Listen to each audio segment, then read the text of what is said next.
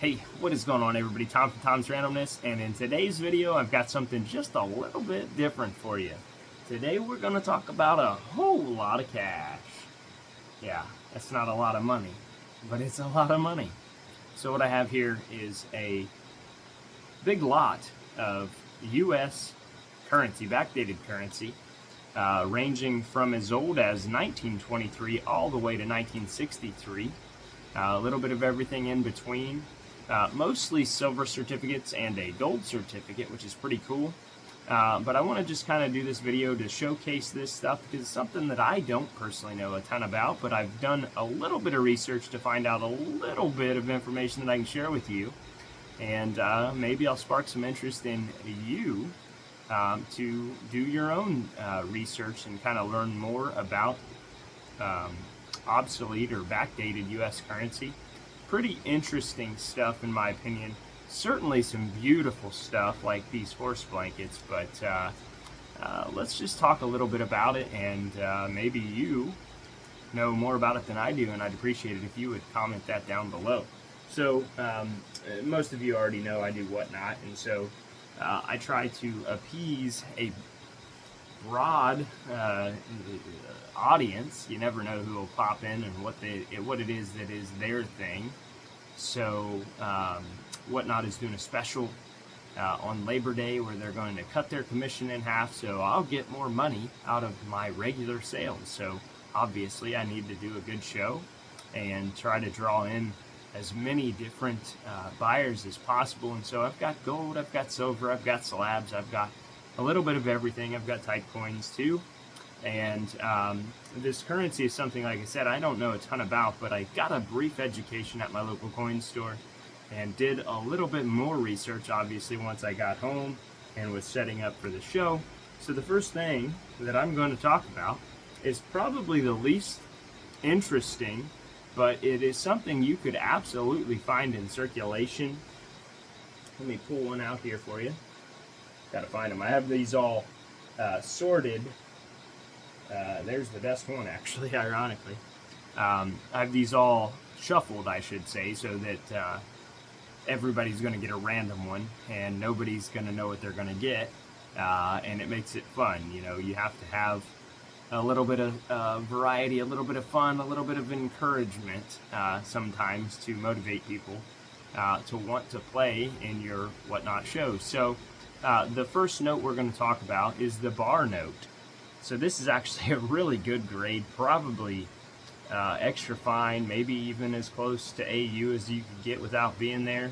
But it's also a star note, and star notes are replacement notes. That's where either something was messed up, destroyed, whatever, and so they had to reprint those notes, and in order to indicate they were reprinted, they put a star on them because they have to track everything. And so this is actually pretty decently valuable over face value, everywhere between $10 and $40, $10 and $30 is what I've seen them sell for on eBay. One thing I saw said that one in good condition is pretty reasonably priced if it's around $20. So that could be a really unique find if you're at your bank and you get a bunch of older ones. Definitely check through them for Joseph W. Barr. Joseph W. Barr, and I don't remember, Caitlin O'Day Graham. If you find a note with those two names on it, they were only on notes for 28 days. 28 days of production. They still was able to print $400 and some million worth of these, but they have a little bit of a premium. Average value on these is about $2 to $2.50. But if you get a nicer note like this, one more crisp, you could expect to get even more. So, like I said, on eBay, I've seen them sell as high as $30 to $40, but the average price is more like $10, $9 to $10. But very cool. Just after the silver certificates. So, silver certificates, which is what we're going to talk about next. I'm going to find a cool one here. Let's find a cool one. Maybe one with a star on it. We got a couple of those in here somewhere. Alright, so here's a 1935F, and the interesting thing about this note is on the back.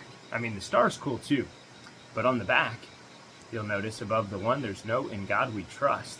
So I didn't do my homework on that part, but this is like a transition period where they took "In God We Trust" off and then they put it right back on. So you'll find notes in 1935. Well, here's a 1957 to kind of give you. There's the "In God We Trust" on the post 1935s, and there's another bar note. Let me find a star. Or here's the 1935. This should have note. 1935s have "In God We Trust" and no "In God We Trust," and it has to do with. Oh, there's a really nice one.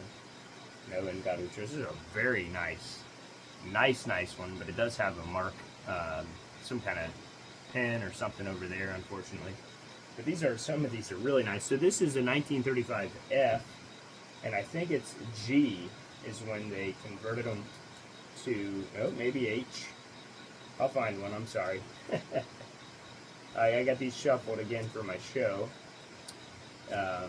so that everybody will get a different note if they win or whatever.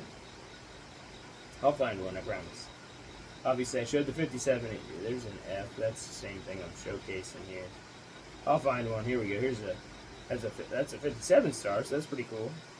Yeah, sorry. I had these shuffled, so it makes it difficult, like I said. I know there's one in here. No, there's another star note. Got lots of star notes. Star notes are very cool. You can find star notes, modern star notes even. But I think they discontinued the star now as well. So if you do find a star note, they do have a little premium over face value in the secondary market. Here's an H, and there's "In God We Trust." So that's a 1935. That's a 1935. "In God We Trust" on this one, or on this one, and no "In God We Trust" on this one, which is an F, and this is an H. So transition happened after G, A, B, C, D, E, F, G, H. You guys have to do that to figure out where the alphabet goes. But yeah, so those are very cool.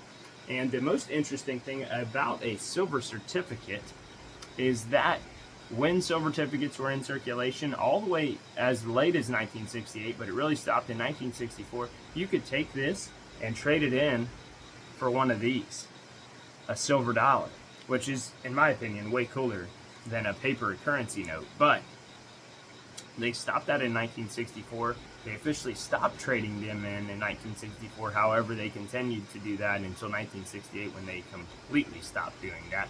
And that's pretty cool because I would absolutely love to take this entire pile in and trade it in just like you could back before 1968.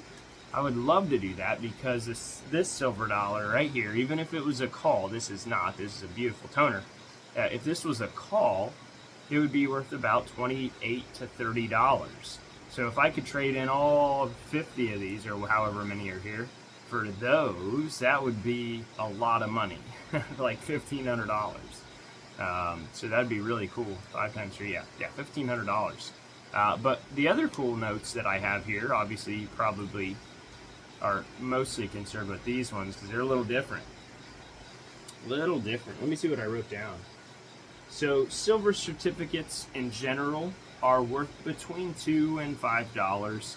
There are several in certified condition.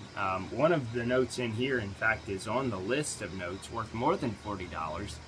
None of mine are certified, so I'm not going to say they're worth $40 unless they were certified. But I've seen auctions anywhere between $40 and $85 for certified examples in above VF condition. So that would be a really nice note, and I have several really nice notes in there. But these, on the other hand, are not so nice, but they are so cool. Look at those. Can you imagine having a wallet full of dollar bills back in the day that were that size compared to that size?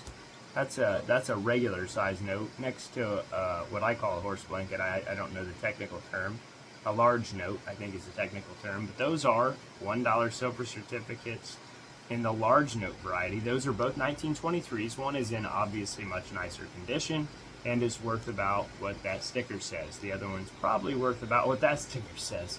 But that's what I paid for them, just to have some variety. They're just cool to me. I love them. I own no currency in my collection, none.